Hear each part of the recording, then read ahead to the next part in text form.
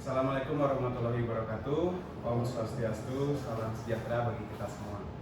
Yang terhormat Bapak Sugeng Widarto SSI selaku Kepala Stasiun Meteorologi Maritim Kendari, beserta senior-senior dan rekan-rekan kerja yang saya cintai. Pada siang hari ini izinkan saya untuk memaparkan hasil resume jurnal ilmiah dengan judul A Case Study of a Phytoplankton Bloom Triggered by a Tropical Cyclone and Cyclonic Eddies yang ditulis oleh Hai Bin Lu dan kawan-kawan dan dipublikasi pada bulan April 2020. Adapun outline dari pemaparan saya pada siang hari ini, yang pertama adalah pendahuluan, yang kedua adalah data dan metode, ketiga adalah hasil dan diskusi, keempat adalah kesimpulan, dan terakhir adalah referensi. Pendahuluan. Mungkin di sini Bapak Ibu sudah mengetahui mengenai fenomena siklon tropis. Namun berdasarkan jurnal ilmiah yang saya resum, saya akan membahas mengenai dampak atau pengaruh dari siklon tropis terhadap peningkatan variabilitas nutrien di perairan dekat pembentukan siklon tropis. Di mana menurut Lu dan kawan-kawan yang dikutip dari Emmanuel tahun 1986, siklon tropis merupakan interaksi antara atmosfer, lautan, dan permukaan air yang hangat sehingga menimbulkan pusaran yang ditandai oleh penurunan tekanan udara dan peningkatan kecepatan angin. Menurut Lu dan kawan-kawan tahun 2020, fenomena siklon tropis dapat menimbulkan bencana lain seperti angin kencang, hujan lebat maupun storm surge yang dapat mengancam kehidupan makhluk hidup, khususnya manusia di sekitar pembentukan wilayah siklon tropis. Bapak Ibu sekalian, pada kesempatan ini berdasarkan jurnal yang saya resum membahas mengenai siklon tropis Oki yang terbentuk di perairan utara Samudra Hindia yang diindikasikan meningkatkan intensitas pembentukan cyclonic eddy di wilayah perairan tersebut, di mana cyclonic eddy ini menyebabkan peningkatan atau ledakan populasi phytoplankton atau phytoplankton bloom di wilayah tersebut.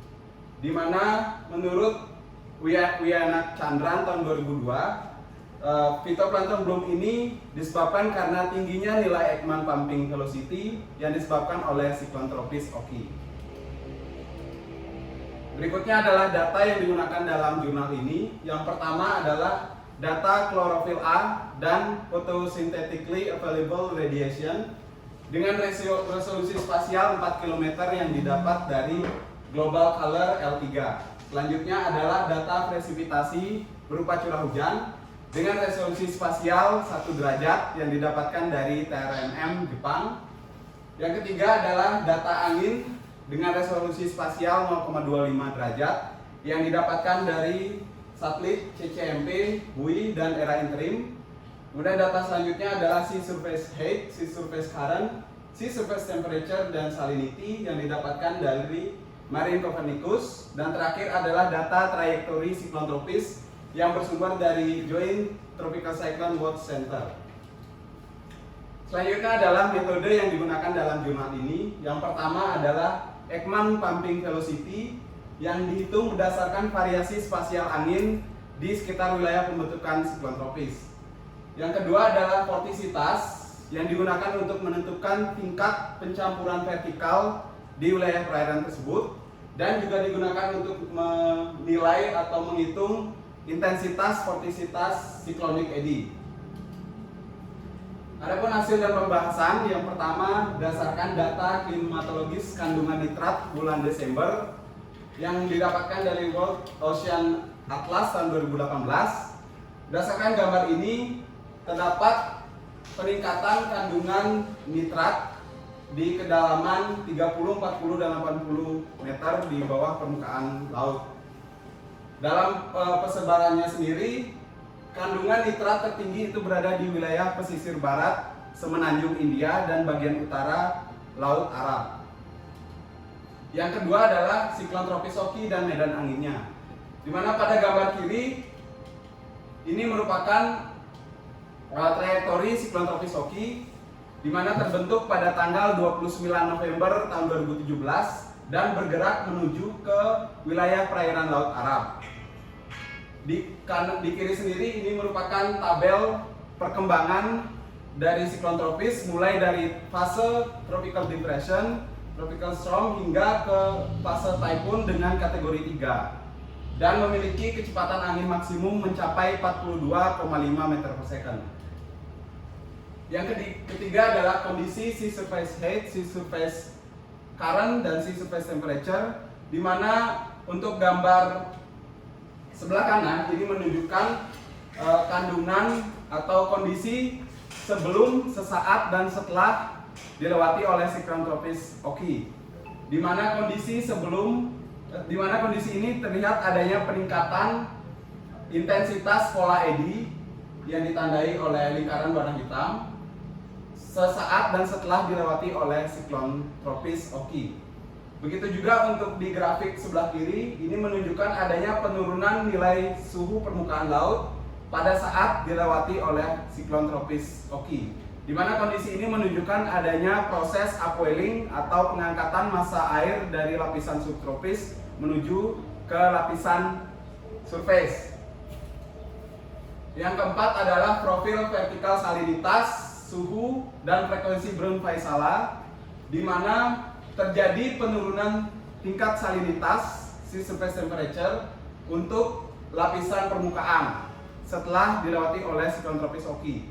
Namun berbanding terbalik dengan lapisan subsurface, itu lebih dari 50 meter di bawah permukaan laut, di mana salinitas dan suhu permukaan laut lebih tinggi pada saat setelah dilewati oleh siklon tropis.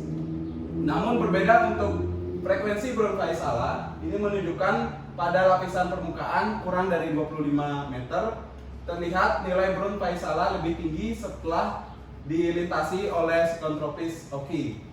Dari grafik ini terlihat adanya proses upwelling yang mengangkat massa air dengan suhu yang lebih rendah dan kandungan salinitas yang lebih rendah ke permukaan laut.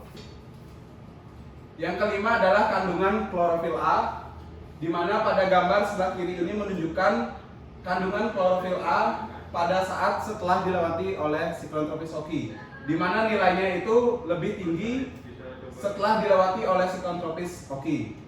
Begitu juga pada grafik sebelah kiri menunjukkan adanya peningkatan kandungan klorofil A setelah dilewati oleh siklon tropis Oki.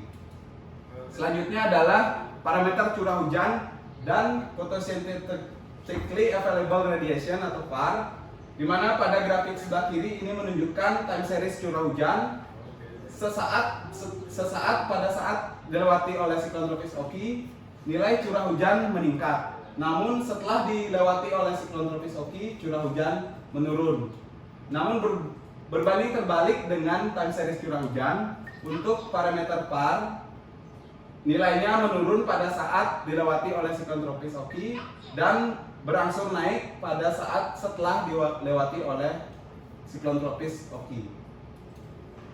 Selanjutnya adalah Ekman pumping velocity dan vorticity, di mana pada gambar sebelah kanan menunjukkan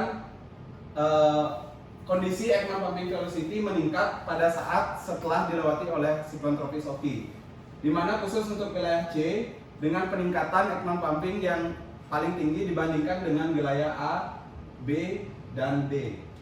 Di mana pada gambar sebelah kiri ini menunjukkan tingkat vortisitas berdasarkan kedalaman, di mana terlihat nilai vortisitas tertinggi itu sampai lapisan kedalaman 90 meter di bawah permukaan laut. Namun untuk nilai tertinggi itu terdapat di lapisan surface, yaitu di bawah kedalaman 50 meter. Yang terakhir adalah kesimpulan, di mana wilayah C memiliki penurunan suhu yang paling tinggi dibandingkan dengan wilayah lainnya, mencapai 3 derajat Celcius. Kemudian terdapat peningkatan kandungan klorofil A sesaat setelah dilewati oleh siklon tropis Oki dan memiliki nilai yang signifikan di wilayah C. Selanjutnya adalah penurunan suhu dan salinitas laut sebelum dan setelah dilintasi oleh siklon tropis Oki. Namun suhu dan salinitas air laut itu lebih tinggi pada kedalaman 50 hingga 100 meter. Selanjutnya adalah pola cyclonic eddy, yang melemah pada saat sebelum dilintasi oleh siklon tropis dan semakin menguat setelah dilintasi oleh siklon tropis, terutama di wilayah C. Yang terakhir adalah keberadaan nilai VAR yang tinggi dengan didukung dengan rendahnya intensitas curah hujan dan peningkatan intensitas cyclonic eddy menyebabkan fenomena upwelling di mana massa air yang berada di subsurface diangkat menuju ke lapisan permukaan. Adapun referensi yang saya ambil yaitu sebagai berikut. Demikian presentasi yang dapat saya sampaikan. Mungkin Bapak Ibu ada pertanyaan, bisa diajukan pertanyaannya.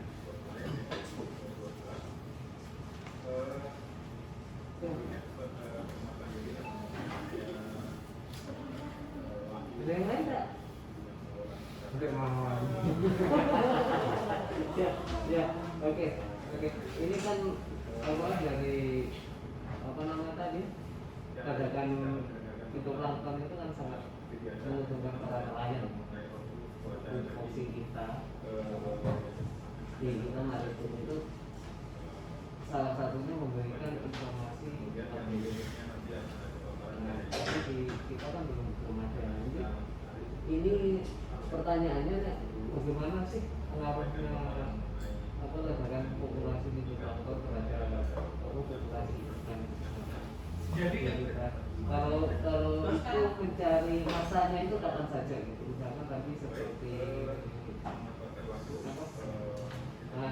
ada kejadian tadi disimulasikan kan sebelum saat terjadi sama sesudahnya. Kelihatannya sesudah terjadi siklon tropis itu kan pertumbuhan planktonnya besar. Itu sampai masanya itu sampai berapa? Terima kasih pertanyaan dari Pak Sugeng. Izin jawab Pak. Jadi sebenarnya fenomena ledakan fitoplankton ini memiliki dampak positif dan negatif. Jika kondisi atau kandungan fitoplankton ataupun klorofil A bisa berada pada ambang normal, itu sangat bermanfaat bagi peningkatan jumlah ikan di sekitar wilayah tersebut. Namun berbeda jika kondisinya tidak normal, artinya lebih tinggi dibandingkan kondisi normalnya.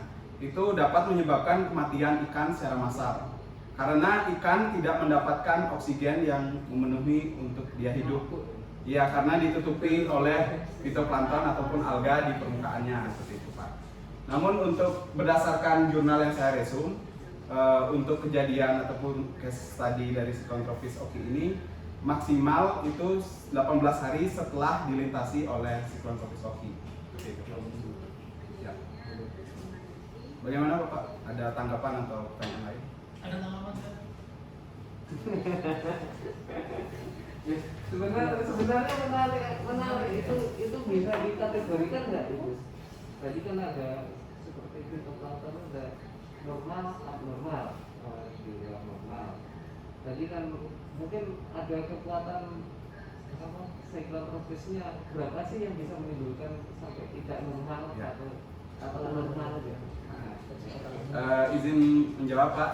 Jadi siklon tropis itu semakin intensitasnya semakin rendah, dia peningkatan fitoplanktonnya malah semakin tinggi Pak.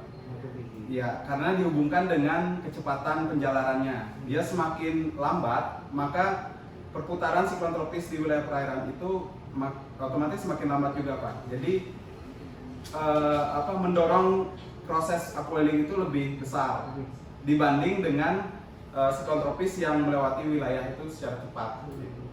Jadi intensitasnya semakin kecil, cepat pergerakannya Pak. Pergerakan siklon. Ya, berdasarkan kecepatan translasinya. Bagaimana Pak? Terima kasih atas pertanyaannya dari Pak Sugeng. Untuk terakhir mungkin saya ucapkan terima kasih atas kehadirannya dari Bapak Sugeng dan senior-senior rekan-rekan. Dan terakhir saya ucapkan mohon maaf jika ada kekurangan atau kesalahan dalam penyampaian. Saya tutup dengan wassalamualaikum warahmatullahi wabarakatuh. Om Santi Santi Santi Om. Terima kasih dan selamat siang.